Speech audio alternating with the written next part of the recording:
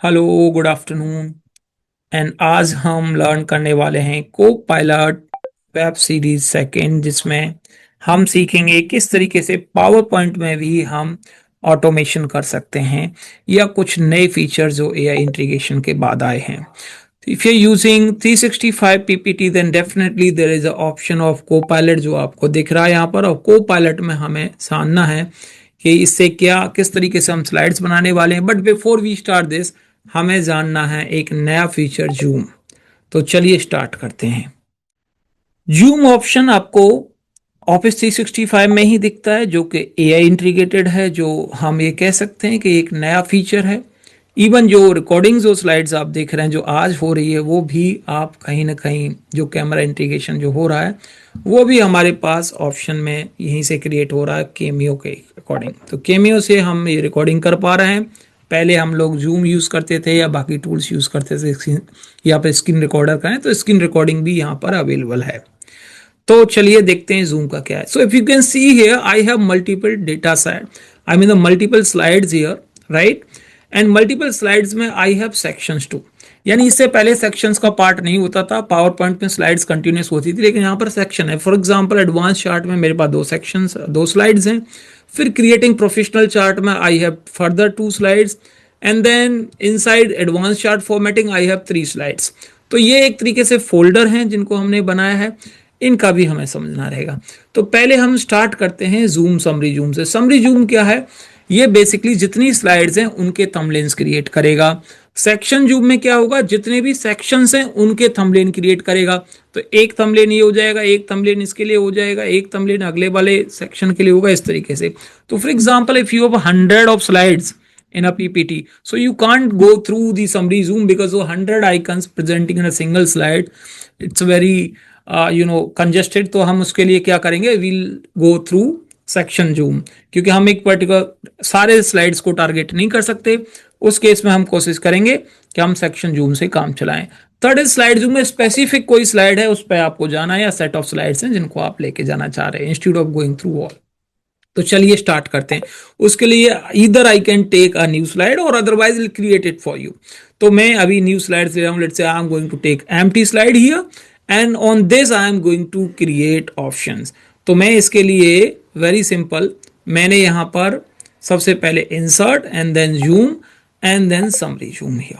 जैसे summary zoom करते हैं I can see all the slides, जितने भी स्लाइड्स हैं उनके थंबनेल्स मुझे यहाँ पर दिख रहे हैं। अब मुझे कौन कौन से थंबनेल्स दिखाने, इधर you can select all. Generally लोग यही करते हैं कि सबको सिलेक्ट करते हैं, सारे स्लाइड्स को ऑब्वियसली हमें नेविगेशन में रखना होता है। लेकिन अगर इनकेस अगर आपको नहीं रखना है तो आप छोड़ भी सकते। ओके, इंसर्ट जैसे ही क्लिक किया आई कैन सी थंबनेल्स हियर। देख रहे हैं आप यहाँ पर थंबनेल हमें मिल रहे हैं। अब इन थंबनेल्स पर हम जब क्लिक करते हैं कॉर्नर पे तो आई can C zoom tab here, जिससे कि आप थोड़ा सा इसको क्रिएटिव बनाएंगे। लेट्स से हमने कुछ ऐसे किया, प्लस इन सब का साइज इंक्रीज कर लिया जब हमारे पास स्लाइड्स हैं। अब आप सीक्वेंस देख रहे हैं, हर स्लाइड के साथ में एक पार्ट है। अब इसको थोड़ा और क्रिएटिव आपको देना चाह रहे हैं, आप यहां से कोई भी लेआउट ले सकते हैं। So for example I will go with this and also I am going to use a border, या let's say I am going to put a black border inside. Zoom effects if you want shadow या जो भी आपको देना है, ठीक है, perfect. तो ये मेरे पास में स्लाइड्स का पार्ट हो गया। ना how do I run all this dashboard, जो मैंने डैशबोर्ड बनाया है इसको रन कैसे करते हैं? बहुत सिंपल है। स्लाइड शो में जब हम जाएंगे तो स्लाइड शो में जाने के बाद ना वी हैव थंबनेल्स है, जैसे ही हम क्लिक करते हैं किसी भी एक थंबनेल पे ये डायरेक्टली आपको उसी स्लाइड पर लेके जाता है। बहुत सिंपल है। और उसके बाद फिर वापस आ गया। सो फॉर एग्जांपल मुझे स्लाइड्स को प्रेजेंट करना आती होगी, एक तरीके से नेविगेशन है जैसे कि आप जनरली करते आते थे। हर स्लाइड के लिए आपने एक नेविगेशन क्रिएट कर लिया है, परफेक्ट। ओके, अब हम चलते हैं दूसरे पार्ट को भी देख लेते हैं, जिसमें हमने कहा है सेक्शन के लिए कैसे करना है। बहुत सिंपल है। हमने फिर से एक ब्लैंक स्लाइड ली है जिसमें हम सेक्शंस रखने वाले हैं। Empty slide I am going to take here and then I have zoom and then section zoom. अब सेक्शंस में आप देखेंगे यहाँ पर समरी सेक्शन, यानी वही आ रहे हैं जो हमारे पास मल्टीपल सेक्शन। तो पहला एक सेक्शन था हमारा 5 क्रिएटिंग प्रोफाइल, सेक्शन 2 दे, सेक्शन 7। तो यहाँ पर जितने भी आपके अलग अलग सेक्शन से डिवाइड थे उनको हमने ले लिया, perfect. And then insert, that's it. अब ठीक है, इनका अलाइनमेंट आपको चेंज करना है सबको, जैसे भी आप देख रहे होंगे कि एक एक सीक्वेंस में ये आ गए। ये ग्रुपिंग होती है, इनको आपको अलग अलग करना रहेगा। जैसे आप चाहें सेक्शंस को प्रेजेंट करना। परफेक्ट, ये हमारे पास में आ गए। अब इनके आप चाहें जैसे भी अलाइनमेंट चाहें देख सकते हैं। अभी फिलहाल के लिए मैं सिर्फ एक टेस्टिंग के लिए ये करना चाह रहा हूं, इनको अभी रेंडमली ऐसे ही छोड़ देते हैं और इन पर हम लिंकिंग देख लेते हैं कि it is working, then definitely हम लोग इसको फिर डिजाइन कर लेंगे अपने अकॉर्डिंग।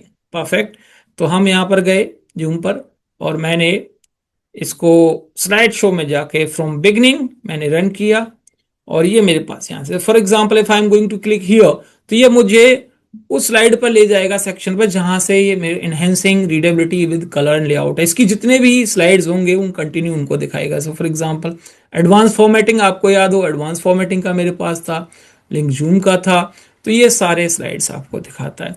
तो दिस इज ऑल अबाउट कि कैसे आप स्लाइड्स के अंदर अलग सेक्शंस रखते हैं, जैसे जैसे सेक्शंस थे वैसे वैसे ही आपको वापस लेके आता है, क्लिक करता है। तो ये एक फीचर था जो हमने जाना 365 में किस तरीके से यूज किया जाना पावर पॉइंट में। आगे हम जानेंगे कि स्लाइड्स को हमने बनाने के लिए यूज किया था ये वाला पार्ट, जब आप जाते हैं क्रिएट विद कोपायलट, कोपायलट की हेल्प से हमने पूरी स्लाइड्स बनाई थी। फिलहाल हम ये कर सकते हैं कोपायलट, और दूसरा हमारे पास ऑप्शन होता है डिजाइन सजेशंस। ये माइक्रोसॉफ्ट डिजाइनर की हेल्प से आता है। माइक्रोसॉफ्ट डिजाइनर एक इंडिपेंडेंट टूल है, माइक्रोसॉफ्ट ने लॉन्च किया जो जस्ट लाइक कैनवा की तरह। सो फॉर एग्जांपल अगर आप चाहते हैं कि स्लाइड को कुछ दूसरा डिजाइन दिया जाए, कुछ हटके सोचा जाए, तो आप डिजाइन सजेशंस पे जाते हैं और इस स्लाइड का पूरा एक जितने भी समरी डिजाइन है आपके सामने आ जाते हैं। अब आपकी मर्जी है आप उसको कौन सा वाला लेआउट इस पर अप्लाई करने वाले हो। बहुत सिंपल है, अगर आप एक ब्लैंक स्लाइड भी ले लेते हो, फॉर एग्जाम्पल मेरे पास कुछ और स्लाइड्स हैं और मुझे उसको भी प्रेजेंट करना है। For example I have a slide here, for example ये मेरा एक लेआउट है। Can I see some different layouts here?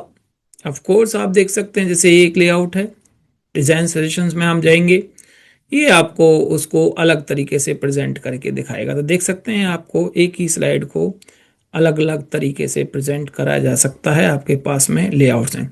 तो माइक्रोसॉफ्ट डिजाइनर को आप ये समझिए कि ये आपको बेसिकली ये नहीं दे रहा है कि आप पूरी स्लाइड्स क्रिएट करें, जो एग्जिस्टिंग डिजाइन है, जो लेआउट है, उसको ये चेंज करने में हेल्प कर रहा है।